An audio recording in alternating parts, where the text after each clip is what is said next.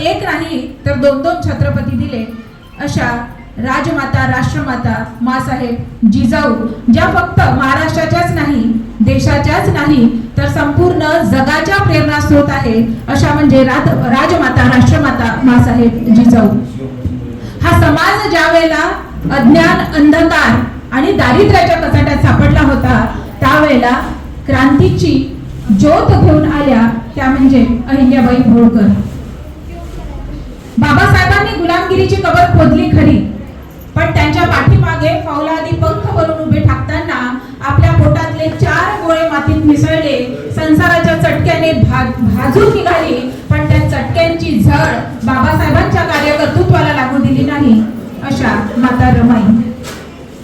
जिच्यामुळे मी शिक्षित झाली, जिच्यामुळे आज मी मंचावर इथे बोलत्या, माझ्या मैत्रिणी डॉक्टर झाल्या. म्हणजेच अज्ञानाच्या अंधाराची रात्र काळी होती, दिला प्रकाश ज्ञानाचा, तीच क्रांतीज्योती सावित्रीबाई फुले.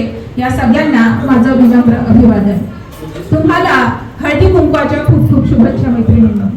एक छोटीशी कहाणी सांगते. पारिजातकाचं फूल तुम्ही सगळ्यांनी बघितलं असेल. पारिजातकाचं फूल सगळ्यांनी बघितलेलं आहे. पांढरं शुभ्र, त्याला असं ऑरेंज अशी शेवटची अशी दांडी असते. अत्यंत साधं, अत्यंत सुंदर असं फूल रात्रीच्या अंधारामध्ये उमलतं. रात्रीच्या नीरव शांततेत ते उमलतं आणि जणू काही आपल्याला आयुष्याचा एक संदेश देऊन जातो की आपल्या जीवनामध्ये कितीही अंधार असला तरी उमलणं मात्र कधीही थांबवायचं नाही. ज्या प्रकारे पारिजातकाचं फूल रात्री उमलतं त्यावेळेला आपल्या आयुष्यात अंधार आला तरी आपल्याला उमलायचं आहे, तरी आपल्याला फुलायचं आहे, तरी आपल्याला उभं राहायचं आहे.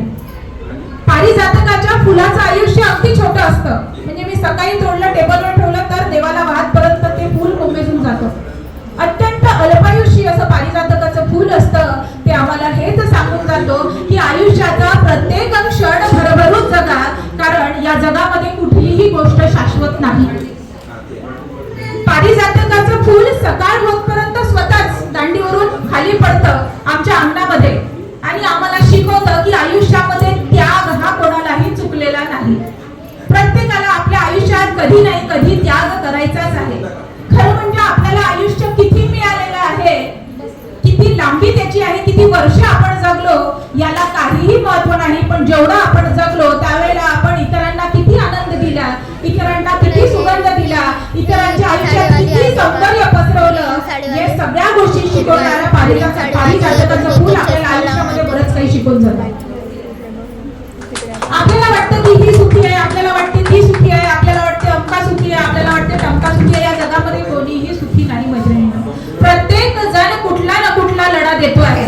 मी माझ्याशी लढते आहे, समाज कोणाशी लढते आहे, कोणी आपतेष्टांशी लढत आहे, कोणी जागासाठी लढत आहे, कोणी जमिनीसाठी लढत आहे, कोणी मला बाजूला व्यक्ती बरोबर मिळाला नाही म्हणून लढत आहे. पण प्रत्येकाची एक आत्मिक लढाई सुरू आहे. फरक फक्त इतकाच आहे की काही लोक ओरडून ओरडून रडतात आणि काही लोक आपल्या रडण्याला हसण्याचं स्वरूप देतात. या जगात तोच शक्तिशाली आहे ज्याने आपल्या दुःखाचं, वेदनेचं परिवर्तन आपल्या शक्तीमध्ये केलेलं आहे. आणि जिंदगी है तो तकलीफ तो होगी ही, जिंदगी है तो तकलीफ तो होगी ही, क्योंकि मरने के बाद तो जलने तक का एहसास नहीं होता. जिंदगी है तो तकलीफ तो होगी ही, मरने के बाद जलने तक का एहसास नहीं होता. आणि या जगामध्ये कोण परिपूर्ण आहे? कोणाला मुलगा आहे, कोणाची सून चांगली नाहीये, कोणाला प्रॉपर्टी नाहीये, कोणाचं घर व्हायचंय, कोणाची मुलं शिकत नाही. प्रत्येकाला काही ना काही अडचण आहेच. सब कुछ मिल जाएगा जिंदगी में तो तमन्ना किसकी करोगे, कुछ अधूरी ख्वाहिशें ही जिंदगी जीने का मजा देती है. असं असताना जेव्हा आपल्या घराचा कणा असणारा आपला माणूस अचानकपणे कुठलीही कल्पना नसताना आपल्यामधून निघून जातो, त्यावेळेला हे घराचं छप्पर सांभाळण्याची जबाबदारी कोणाची आहे? परंपरा आम्हाला सांगते तू दुखी राहा, परंपरा आम्हाला सांगते तू टिकली काढ, परंपरा आम्हाला सांगते तू मंगळसूत्र काढ, परंपरा आम्हाला सांगते की आता तुझं आयुष्य या 4 भिंतीमध्ये आहे, परंपरा आम्हाला सांगते की तुला आता दुसऱ्या लग्नाचा अधिकार नाही, तुला गेलेल्या माणसाच्या आठवणीतच जगायचं आहे, ही परंपरा आम्हाला सांगते.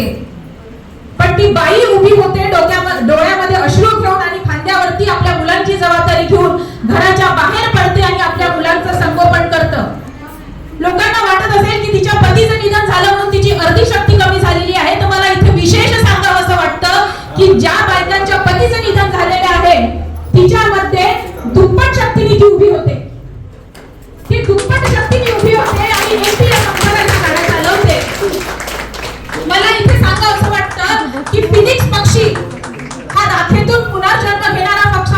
नाही. त्या आज साडी नेसून आलेल्या, डोळ्यात पाणी घेऊन आलेल्या, मनामध्ये निर्धार पक्का करून आलेल्या आणि हृदयामध्ये प्रेम घेऊन आलेल्या, आपल्या अधिकारासाठी, आपल्या सन्मानासाठी इथे गोळा झालेली प्रत्येक बाई हे फिनिक्स पक्षीचं स्वरूप आहे. हे मला इथे सांगायचं आहे. राखेतून फक्त फिनिक्स पक्षी जन्माला येत नाही, तर प्रत्येक नवीन स्त्री जन्माला येते महिलांना. तुम्हाला जर वाटत असेल की लोकांनी तुम्हाला बिचारी म्हणावं, तुम्हाला जर वाटत असेल लोकांनी हिला विधवा म्हणावं, तुम्हाला जर वाटत असेल हिला कलंकिनी म्हणावं, हिला पांढऱ्या पायाची म्हणावं, हिला काळ्या पायाची म्हणावं, हिला ठेवलेली म्हणावं, हिला धरलेली म्हणावं, हिला सोडलेली म्हणावं, का या प्रत्येक कृत्याच्या मागे पुरुष आहे. आता मला काही महिला म्हणाल्या की आम्ही कुंकू लावत नाही. तुम्ही लग्नाच्या आधी कुंकू लावत नव्हत्या? लावत होत्या की नव्हत्या? तुम्हाला असं वाटतंय की कोरोनामध्ये इतक्या यंग मुली विधवा झाल्या, त्यांनी आपलं आयुष्य बिना कुंकुनी पांढऱ्या ब्लाऊज मध्ये घालवावं? आणि तुम्हाला जर तसं वाटत नसेल तर तुमची याची सुरुवात तुम्हाला स्वतःपासून करायची आहे. हा माणूस हा शेवटी माणूस असतो. हीच आमची प्रार्थना आणि हेच आमचे मागणे, माणसाने माणसाशी माणसासम वागणे. आम्हाला दुसरं काहीच नको आहे. आम्हाला आमचा सन्मान हवा आहे, जो आमचा अधिकार आहे. म्हणजे एखाद्या स्त्रीचा नवरा मरण पावला म्हणून तिला आपण वाईट काढणं, तिला काढून टाकणं हे कितपत बरोबर आहे? आणि हे करणारा कुठलाही पुरुष नसतो, ही करणारी फक्त महिला असते. तिचं मंगळसूत्र ओरबडून काढणारा तिचा सासरा करून तिची सासू असते. तिच्या राहण्यावर, तिच्या घरून बाहेर निघण्यावर टीका करणारी तिची नणंद असते, तिची बहीण नसते. त्याच्या मला असं वाटते नारीच्या प्रत्येक रूपाला इथे काही ना काही शिकण्याची गरज आहे. आणि मला हेही म्हणायचं आहे की मी दरवर्षी इथे श्रीमतींना बोलवून आपल्या इथे संस्थेमध्ये हळदी कुंकाचा कार्यक्रम घेते. तुम्ही आपल्या कॉलनीमध्ये बोलवा मला, तुम्ही घ्या हळदी कुंकाचा कार्यक्रम आपापल्या घरी. जे येतील ते येतील, जे नाही येतील नाही येतील, काही हरकत नाही. पण घ्यायचा प्रत्येक महिलेने मी घेते. मला कुणी बोलवा न बोलवा, कुणी येऊ न येऊ, मी आपला कार्यक्रम घेत असते. तसंच प्रत्येकाने जर हिंमत दाखवली तर टीका बंद होईल. पण मी हा करेल तो करेल याची वाट बघत राहिला तर ते आयुष्य कधीच हे होणार नाही. दुःखाची गोष्ट मला असं वाटते की वडाच्या झाडाला धागे बांधून आपल्या नवऱ्याचं आयुष्य वाढू शकतं असं आम्हाला वाटतं, बरोबर? चाळणी घेऊन चंद्राला पाहिल्याने आमच्या नवऱ्याचं आयुष्य वाढतं असं आम्हाला वाटतं. कासवाची अंगठी घातल्याने आमच्या घरी धनसंपत्ती येते असं आम्हाला वाटतं.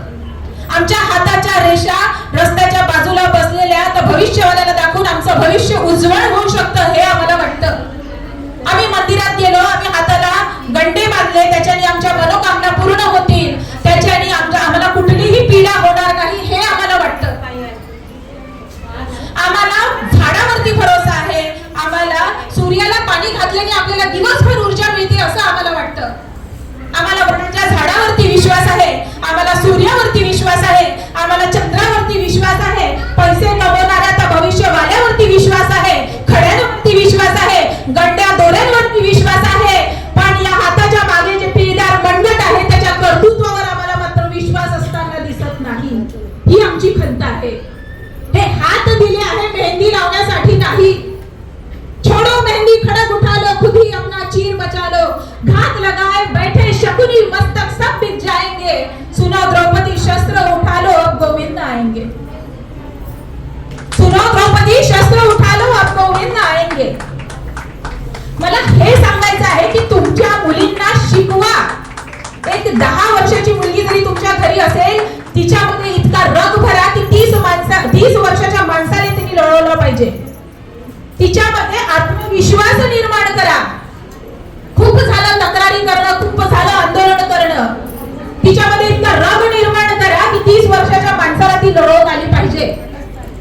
आणि काय आपण सतत सांगतो की मला भीती वाटते, भीती वाटते. भीती वाटण्यापेक्षा समाजातील प्रश्नांना भिडायला शिका. तलवारीपेक्षा तीक्ष्ण तुझ्या नजरेची धार आहे. महाराष्ट्राची वाघीण तू, भवानीचा वार आहेस. स्वराज्याची रक्षिणी तू, भगव्याची मेघ आहेस. आणि दुबळी समजू नको स्वतःला, तू जिजाऊची लेक आहेस. दुबळी समजू नको स्वतःला, तू जिजाऊची लेक आहेस. आपल्यामध्ये अशी काय कमतरता आहे? अरे दुर्योधन, दुःशासन, रावण हे त्याही काळात होते, याही काळात दिलं पाहिजे. ती बाहेर जाताना तिला सुरक्षित वाटलं पाहिजे. ही सर्वस्वी जबाबदारी आपली आहे. कल भी नहीं थी और आज भी नहीं है। जरूरी है कि हम अपने बेटियों को झांसियों की रानी बनाएं। अगर हम अपने बेटियों के नाखून काटते रहेंगे तो भेड़िए हमारी बेटियों को नोचते रहेंगे। हे जेव्हा आम्हाला कळेल तेव्हा आम्ही सक्षम होऊ। दुर्योधन है, दुशासन है, पग पग पर बन अवरोध खड़े, कुछ कुटिल काल के अनुयायी है, शकुनी से शैतान बड़े। कलियों कोमल मूरत को कर देंगे पल में तार तार, मन के हर श्रृंगारों को छल देंगे पल में शार शार। रगचंडी का तू रूप धर, हर राक्षस पर तू कर प्रहार, खन खन चूड़ी के मध्य उठे अद्भुत तलवारों के प्रहार। और पानी तक ना मांग सके वो तुझ पे आंख उठाएंगे। खुद ही अपना चीर बचा लो, कृष्ण कहां तक आएंगे। खुद ही अपना चीर बचा लो, कृष्ण कहां तक आएंगे। कैसी रक्षा मांग रही हो दुशासन दरबारों से। अरे जो खुद ही लज्जाहीन पड़े हैं वो क्या लाज बचाएंगे। सुनो द्रौपदी शस्त्र उठा लो, गोविंद आएंगे। कल तक केवल अंधा राजा, कल तक केवल अंधा राजा अब गूंगा बहरा भी है। होठ सी दिए हैं जनता के कानों पर पहरा भी है। तुम ही कहो ये अश्रु तुम्हारे किसको क्या सिखलाएंगे। सुनो द्रौपदी शस्त्र उठा लो, अब गोविंद आएंगे। तुम्हाला एक आता उदाहरण सांगते मी अहिल्याबाई होळकरांचा इतिहासातलं, आणि आता रिसेंटचं जर उदाहरण घ्यायचं असेल तर सुमित्रा पवारांचं। पती निधनानंतर तिसऱ्या दिवशी उपमुख्यमंत्री पदाची शपथ घेतली। त्याच्यामध्ये कोणाचा स्वार्थ होता, तिचा उपयोग केला गेला का, हा राजनैतिक विषय आहे। पण त्या बाईनी तितकी शक्ती एकवटली आणि तिने जाऊन ती शपथ घेतली। ही गोष्ट आपल्यासाठी जास्त महत्त्वाची आहे। इतिहासातली गोष्ट मी तुम्हाला सांगते अहिल्याबाई होळकरांची। अहिल्याबाई होळकर यांचे पती होते खंडेराव होळकर। यांच्या निधनानंतर 18व्या शतकात त्या सुद्धा सती जायला निघाल्या होत्या। त्यांचे सासरे होते मल्हारराव होळकर। त्यांनी त्यांना थांबवलं, त्यांना समजवलं की तुमचं मूल अजून लहान आहे, तुम्हाला हे राज्य सांभाळायचं आहे, माझंही वय झालेलं आहे। त्या मल्हारराव होळकर त्या सासऱ्यांनी त्या सुनेला शिक्षण दिलं आणि त्यांनी पूर्ण राज्य अहिल्याबाई होळकरांनी सांभाळलं। पण त्यांचं दुर्दैव बघा की काहीच दिवसात मल्हारराव होळकर म्हणजे त्यांच्या सासऱ्याचं देखील निधन झालं। नंतर त्यांनी आपला मुलगा मालेराव होळकर याला सोबत घेऊन राज्याची धुरा सांभाळली। पण त्या बाईचं दुर्दैव बघा, त्या बाईचं नशीब बघा की मालेराव होळकर म्हणजे त्यांचा मुलगा सुद्धा मरण पावला। म्हणजे आता पती नाही, आता सासरा नाही, आता मुलगा नाही, आणि मुलगा मरण पावल्यावर तिसऱ्याच दिवशी त्यांच्या सल्लागार समितीतले गंगोबा तात्या पेशवे हे राघोबा तात्या पेशव्यांना पत्र लिहितात आणि त्याच्यामध्ये लिहितात, दौलत बेकमाल झालेली आहे, कृपया येऊन सावरावी।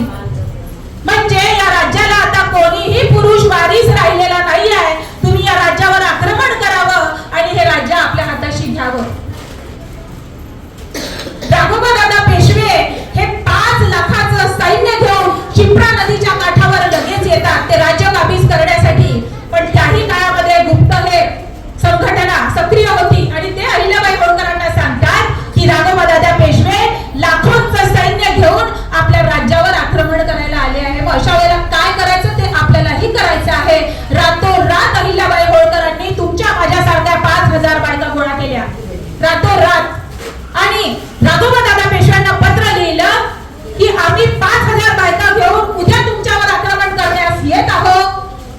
आम्ही हरलो तर काही गोष्ट नाही, पण तुम्ही जर हरले तर या देशामध्ये या जगामध्ये कुठेही तोंड दाखवण्यास लायक राहणार नाही। आणि हे पत्र मिळताच राघोबा दादा पेशवे घाबरले, त्यांनी पूर्ण सैन्य वापस पाठवलं। दुसऱ्या दिवशी अहिल्याबाई होळकरांना नतमस्तक झाले आणि त्यांनी माफी मागितली आणि म्हणाले की आम्हाला क्षमा करावी। शिकण्यासारखी गोष्ट एकच आहे याच्यामधनं की शहाण्यास अति सांगणे न लगे। तुम्ही जर हिम्मत केली, तुम्ही जर पुढाकार घेतला, त्या बाईची निर्णय क्षमता बघा, त्या बाईची हिम्मत बघा, त्या बाईची ताकद बघा। हे करण्यासाठी 1 आणि 1.5 पोळी घरी खाऊन आम्ही आमच्या मुलींना दुर्बल करू शकत नाही। शिक्षणाची पोळी स्वतः शिकावी लागते, भाजीचं स्वतः आणावं लागतं, मुलांना स्वतः शाळेत शिकवावं लागतं। गोष्टी करून काहीही होत नाही, पैशाची मदत कोणीही करत नाही. हा तुमचाही अनुभव असेल, हा माझाही अनुभव आहे. तुम्हाला तुमच्या कर्तृत्वावर उभं राहणं गरजेचं आहे. आणि आपण घराच्या बाहेर निघालो, बोलतात चार लोक, मलाही बोलतात, मंगळसूत्र घातलं, टिकली लावली, मॅडम असं करतात, मॅडम तसं करतात. अरे पण ती गोष्ट सगळीकडे आहे ना, काही दिवस भोगतील. आपण घराच्या बाहेर निघालं, कुत्रे भोगतात की नाही भोगत? आपलं काम काय आहे?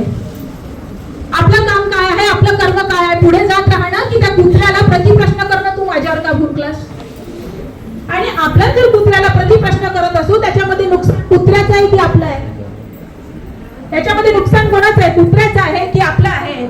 आपलं आहे. त्याच्यामुळे लोक भुंकतात, लोक बोलतात, याच्याकडे लक्ष द्यायचं नाही. ज्या व्यक्तीला समोर जायचं असते तो इतर आपल्याविषयी काय विचार करतात या गोष्टीचा कधीही विचार करत नाही. हे लक्षात घेण्यासारखी गोष्ट आहे मैत्रिणींनो.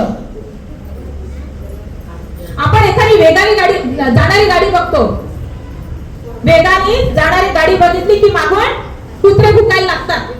आणि आपल्याच माणसाचं चांगलं झालं म्हणजे आपल्याच लोकांच्या पोटात दुखायला लागतं. बरोबर आहे की नाही आहे? कारण कुत्र्याला गती आणि माणसाला प्रगती ही पाहवल्या जात नाही. कुत्र्याला गती आणि माणसाला प्रगती ही कोणाचीच पाहवल्या जात नाही. त्याच्यामुळे इतर आपल्याविषयी काय विचार करतात हे सोडून आपण आपलं आयुष्य किती चांगलं करू शकतो, आपण आपलं आयुष्य, आपल्या नवऱ्याचे स्वप्न कसे पूर्ण करू शकतो, त्यासाठी आपल्याला कुठल्या अर्थार्जनाचा सोय किंवा सोर्स घ्यावा लागेल याविषयी प्रत्येकाने विचार करायला हवं.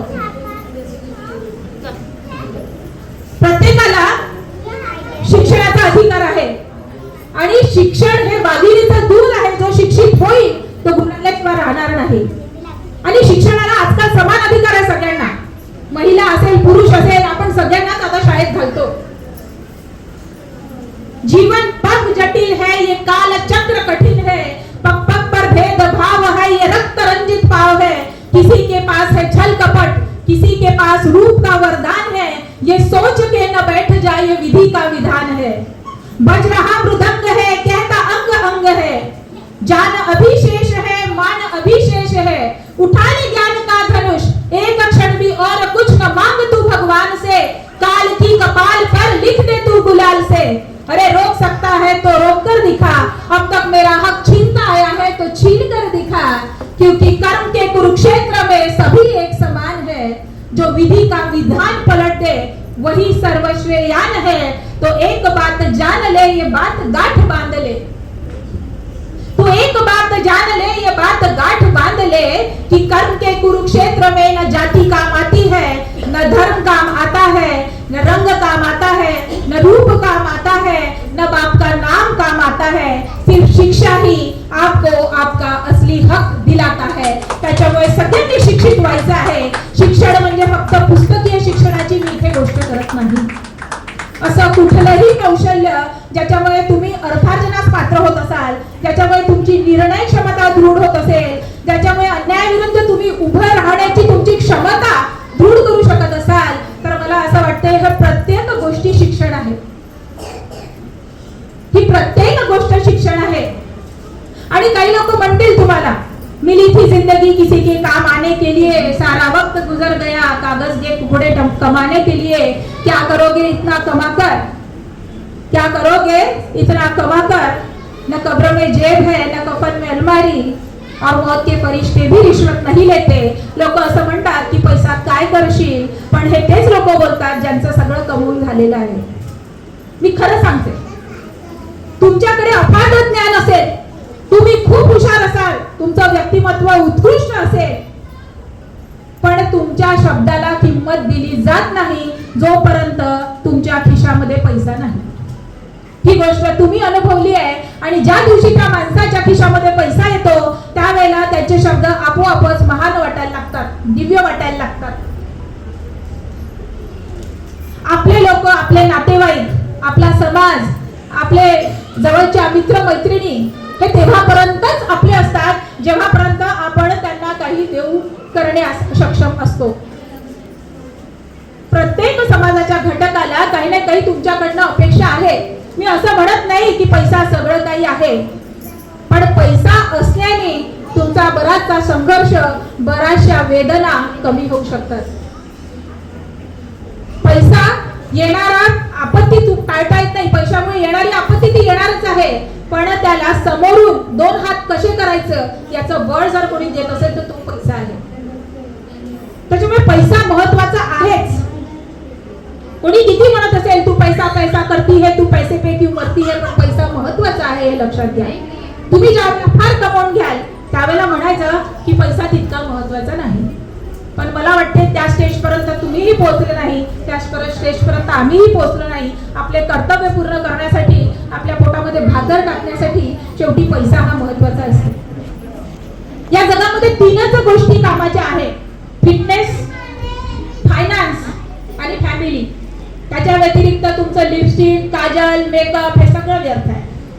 जोपर्यंत तुमच्याकडे फिटनेस नाही, जोपर्यंत तुमच्याकडे फायनान्स म्हणजे पैसा नाही, जोपर्यंत तुमच्याकडे आपलं म्हणावं असं कोणी परिवार नाही, तोपर्यंत तुम्ही सक्षम नाही. कोणी काही सांगत असेल, तुम्ही चांगल्या साड्या नेसा, तुम्ही लिपस्टिक घाला, आणि शेवटी निरोगी राहणं किंवा मी उत्तम फिटनेस याच्याविषयी बोलते. ते फिटनेस म्हणजे काय? योग्य आहार घेणं, वजन संतुलित ठेवणं, मॉडेल सारखं दिसणं म्हणजे फिटनेस. योग्य व्यक्तीची संगत धरणं, चांगल्या लोकांची साथ असणं, आयुष्यामध्ये उच्च ध्येय ठेवणं, आयुष्यामध्ये कृतज्ञता असणं, परिस्थितीला स्वीकार करण्याची क्षमता असणं, आणि ज्या गोष्टी गरजेच्या नाही त्याचा त्याग करणं म्हणजे उत्तम आरोग्य असणं. असं म्हणतात कि इंसान का वजन सिर्फ तोलने से पता नहीं चलता, कभी कभी उसके बोलने से भी पता चलता है. तो व्यक्तिमत्व कसं आहे हे त्याच्या वजनावरून नाही तर त्याच्या बोलण्यावरून कळत असतं.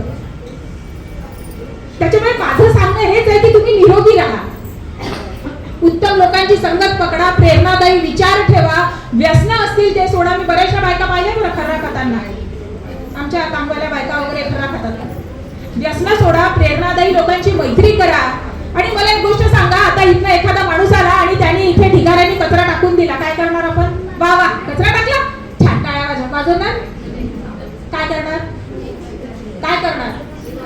रागवणार. एखादा माणूस तुमच्या घरामध्ये कचरा टाकतो, तुम्ही त्याला रागवता. बाजूची बाई येऊन तुमच्या डोक्यामध्ये कचरा टाकून जाते, एखाद्या बाईविषयी बोलते की अमकी तशी आहे, टमकी तशी आहे, याचं तिच्याशी आहे, त्याचं याच्याशी आहे. तो सगळा कचरा, तिचा दृष्टिकोन, त्या बाईकडे पाहण्याचा, ते सगळं आपण आत्मसात करतो. तर आपण आपल्या शरीरामध्ये का बरं कचरा जमा करायचा? ती जे सांगते त्याचा बाईचा दृष्टिकोन आहे. तिने आपल्या मनामध्ये कचरा टाकण्याचं काय काम आहे? कोणती बाई तुमच्या घरी तुमचं घर साफ करायला येते आणि म्हणते की आज माझ्या जो वेळ आहे ते मी तुझी अलमारी लावून देते, ते तुझ्या घरचे जाळे काढून देते, म्हणते का अशी कुठली बाई तुम्हाला? फक्त तुमच्या डोक्यामध्ये कचरा टाकायला येतात. तो कचरा तुम्ही आत्मसात करायचा की बाहेर फेकायचा हे तुमचा पहिला प्रश्न विचारा. हे खरं सांगताय का? Is it the truth? रोटरीमध्ये होत आहे, इज इट द ट्रूथ? तू जे सांगते ते खरं आहे का? तू तुझ्या डोळ्यांनी बघितलं आहे का? विचारा तिला. ती म्हणेल की नाही, मी आमच्याकडून ऐकलंय. मग हो बाहेर, तेरी कोई यहाँ पे जरूरत नाही आहे. कारण ती आपल्या मनात कचरा भरला तर आपल्याही मनात त्या व्यक्तीविषयी द्वेष निर्माण होतो. ती व्यक्ती कशी आहे ही पारखण्याची क्षमता आपल्यामधली चालली जाते आणि असा कुठलाही कचरा आपण आपल्या मेंदूमध्ये घ्यायचा नाही. दुसरी गोष्ट, ती जर म्हणत असेल की हे सत्य आहे, की माझ्या डोळ्यांनी पाहिलं आहे, मग खरं कसं ओळखायचं? जरी ते सत्य आहे तर is it beneficial to all? ते तुमच्यासाठी फायद्याचं आहे का? तिने सांगितलेली गोष्ट माझ्यासाठी फायद्याची आहे की तिच्यासाठी फायद्याची आहे? हा प्रश्न करा. ही गोष्ट केल्याने तिचंही भलं होणार नाही, ती गोष्ट ऐकल्याने आपलंही भलं होणार नाही. तर अशा कुठल्याही गोष्टी ऐकायची तुम्हाला गरज नाही. तुम्हाला देवाने तुमची सारासार विचार करण्याची बुद्धी दिलेली आहे, तुमच्या क्षमता आहे. इकडनं सांगितलं, इकडनं काढून द्यायचं, पुढं परवापासून म्हणायचं की अशा गोष्टी करायसाठी माझ्याकडे यायचं नाही. कुठे नोकरीची संधी असेल तर मला सांग, कुठे लाडकी बहीणचा फॉर्म भरत असेल तर मला सांग, माझा फॉर्म घेऊन जा. जाते का? लपून चालली जाते तुमची मैत्री. अकाउंटला पैसे आले का? नाही. मग आपण कुठल्या गोष्टी आत्मसात करायच्या, कुठल्या गोष्टी आत्मसात करायच्या नाही, हा निर्णय प्रत्येकाने आपला स्वतः घेतलेला पाहिजे. इतरांनी टाकलेला कचरा कधीही स्वीकारत जाऊ नका.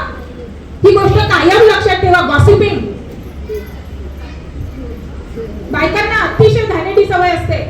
पाठ फिरली नाही की बोलायचं. आणि एक गोष्ट लक्षात ठेवा की ज्याच्याविषयी आपण बोलतो ना त्याच्याविषयी आपल्याला कधी ना कधी माहिती पडतेच. कम ज्यादा में उलझी दुनिया सारी है, वक्त वक्त पे सबका पलड़ा भारी है. कम ज्यादा में उलझी दुनिया सारी है, वक्त वक्त पे सबका पलड़ा भारी है. तुमने मेरी बात कही जिससे जाकर, याद रहे उसकी मुझसे भी यारी है. याद रहे उसकी मुझसे भी यारी है. जी मैत्रीण तुम्हाला तुमच्याविषयी येऊन सांगते की माझी पण मैत्रीण असते, कुठेतरी आपण विसरून जातो. हे कुठेतरी आपण विसरून जातो.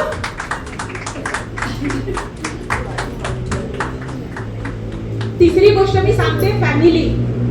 फॅमिली म्हणजे आई, वडील, बहीण, भाऊ. ज्याला काळजातला घाव कळतो आणि तुमच्या डोळ्यातला भाव कळतो तोच खरा नातेवाईक. आणि नातेवाईकाची खरी ओळख करायची असेल तर ती दिवसा करायची नाही. दिवसा तर काचही चमकतो हिऱ्यासारखा, पण ज्या वेळेला तुमची वेळ कठीण असते, ज्या वेळेला वेळ दुःखाची असते, त्यावेळेला आपलं कोण आणि परक कोण याची ओळख होत असते. आणि बऱ्याचशा बायका मी बघितल्या की एकट्या राहतात, घरातून निघत नाही, स्वतःला कोंडून घेतात. पण हे सगळं जास्ती ठीक आहे, महिनाभर करताय, 2 महिना करताय, ओके. पण यातनं तुम्हाला निघावंच लागणार आहे. तुम्ही निघाल्याशिवाय तुमच्या मुलांचा संगोपन, तुमचं आयुष्य कोणीही पूर्ण करू शकत नाही. चिवताईची आपण सगळ्यांनी लहानपणी गोष्ट ऐकलेली आहे. चिवताई चिवताई दार उघड. चिवताई चिवताई, मी माझ्या मैत्रिणींना म्हणते, दार उघड. दार आतून लावून जगावरती काऊन किती वेळ डोळे मिटून आत बसशील आणि आपलंच मन खात बसशील. फुलं जशी असतात तशी काटेही असतात, सरळ मार्ग जसा असतो तसे फाटेही असतात. सुंदर गाणाऱ्या मैना असतात, पांढरे शुभ्र बगळे असतात आणि कधी कधी काळे कुट्ट कावळे देखील असतात. कावळ्याचे दावपेच पक्के असतील आणि त्यांनी तुझ्या घरट्याला धक्केही बसतील. पण चिवताई, या जगात वावरावंच लागतं आणि आपलं मन आपल्याला सावरावंच लागतं. आणि सगळंच कसं होणार तुझ्या मनासारखं, आपलंही आपल्याला होणार असतं पारखं. सगळंच कसं होणार तुझ्या मनासारखं, आपलंही आपल्याला होणार असतं पारखं. मोर सुंदर नाचतो म्हणून आपण का सुन्न व्हायचं, कोकिळा सुंदर गाते म्हणून आपण का खिन्न व्हायचं. तुलना करत बसायचं नसतं, प्रत्येकाचं आपलं वेगळेपण असतं. प्रत्येकाचं आपलं वेगळेपण असतं आणि प्रत्येकाच्या मनात बागळणारं फूल आहे, प्रत्येकाच्या मनात नाचणारं मूल आहे, बागळणारं फूल आहे.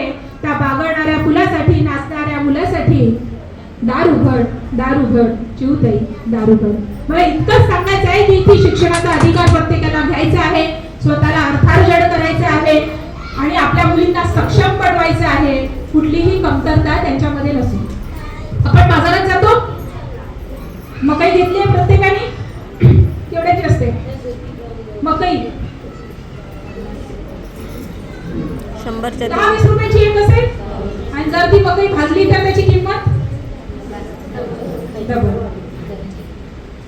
कीमत बढ़ानी है तो जलना पड़ेगा. कीमत बढ़ानी है तो जलना पडेगा. तुम्हाला तुमच्या व्यक्तिमत्वाचा विकास करायचा असेल, तुम्हाला लोकांनी तुमच्याकडे सन्मानपूर्वक दृष्टिकोनातून पाहायचं असेल, तर तुम्हाला त्या समर्पणाच्या भावनेतून जळावं लागेल, अभ्यास करावा लागेल, त्रास सहन करावा लागेल, त्याग करावा लागेल, लोकांच्या बोलणे ऐकावे लागतील आणि समोर जावं लागेल. एक लक्षात घ्या, आपण पोतं आणतो ना, पोतं खाली पोतं कधीच उभं राहत नाही. त्याच्यामध्ये काय टाकावे लागतात? सामान टाकावं लागतं, तेव्हा ते उभं राहतं. तुम्ही तुमच्यामध्ये गुण टाका, तुम्ही तुमच्यामध्ये स्किल्स टाका. आम्ही इथे घेतो, शिवणकलेचं घेतो, ब्युटी पार्लरचं घेतो, त्याच्यामुळे स्किल्स टाका. स्किल्स म्हणजे काय? स्किल म्हणजे गुण. कुठलाही असा गुण, कुठलाही असा आपल्यामधली कलाकारी ज्याच्यामुळे आपण अर्थार्जन करू शकतो, अशा गोष्टींना त्याच्यामध्ये इन्व्हेस्ट म्हणजे त्याच्यामध्ये टाका, तेव्हा ते पोतं उभं राहतं. सामान टाकल्याशिवाय पोतं सुद्धा उभं राहत नाही. तर तुम्ही आम्ही कोण आहे? आपल्याला स्वतःमध्ये ते सामान टाकायचं आहे, चांगले गुण टाकायचे आहेत, चांगल्या पुस्तकांचं वाचन करायचं आहे. मग ते तुम्ही ऐकून वाचा. आजकाल युट्यूबवर चांगल्या चांगल्या गोष्टी असतात, आजकाल पुस्तकांमध्ये चांगल्या गोष्टी असतात. स्वयंपाकघरामध्ये तुम्ही काम करत असाल तर एखादा चांगला ऑडिओ लावून तुम्ही शिकू शकता. तुमची बाजूची मैत्रीण प्रगती करत असेल तर तिच्याकडे पाहून तुम्ही शिकू शकता. शिकण्याचे अनेक मार्ग आहेत, शिकण्याचे अनेक मार्ग आहे. ते शिकता आपल्याला आलं पाहिजे, ते शिकणं महत्वाचं आहे. त्याच्यामुळे खाली बुरी कभी खड़ी नहीं रहती है ना. छाया है कोहरा घटता नहीं है, पास का तो ठीक है दूर का दिखता नहीं है. तपन पड़ेगी तब कोहरा हटेगा, तपन को लाने के लिए सूरज को निकलना पड़ेगा. और कीमत बढ़ानी है तो जलना पड़ेगा. कीमत बढ़ानी है तो जलना, तो है तैयार जलने के लिए. आणि किती लोक पुढच्या वर्षी आपापल्या घरी संक्रांतीचा कार्यक्रम घेणार आहेत मला सांगा. सगळ्यांना बोलवाल, मला बोलवाल. कोण कोण घेणार आहे? एकल स्त्रिया कोण आहेत इथे? विधवा महिला कोण आहेत ज्या कार्यक्रम घ्यायला तयार आहे, मला बोलवायला तयार आहे? वाहनाचा खर्च मी उचलते, काही प्रॉब्लेम नाही, पण तुम्ही समाजामध्ये पाय टाकला पाहिजे. कोण तयार आहे मला सांगा. तुम्ही मॅरिड आहे, मिस्टर आहे, व्हेरी गुड. कोण विधवा महिला तयार आहे? व्हेरी गुड, छान. टाळ्या होत्या ताईंसाठी. अजून कोण तयार आहे? Very good. या ताई पण तयार आहे, दरवर्षी येतात आणि पुढच्या वर्षी आम्हाला बोलवणार आहेत. आणखी कोण तयार आहे? बरं, माझ्या मैत्रिणी तयार आहेत का? तुम्हाला विधवा महिलांना बोलवण्यासाठी विचारा, कार्यक्रमाला तर आले आहेत. त्या बोलवतील की नाही मला विचारा. बोलवतात? बोलवणार म्हणतात. ठीक आहे, माझ्या मैत्रिणींसाठी एकदा जोरदार टाळ्या. इतका मोठा कार्यक्रम घेतो मी, कुठलं वाण द्यायला घेत नाही, तिळगुळ घ्यायला घेत नाही, मी विचारांचं वाण द्यायला घेते. आणि विचारांचं परिवर्तन समाजामध्ये कसं घडवता येईल याच्यासाठी आम्ही वर्षभरातून एकदा आपण भेटतो.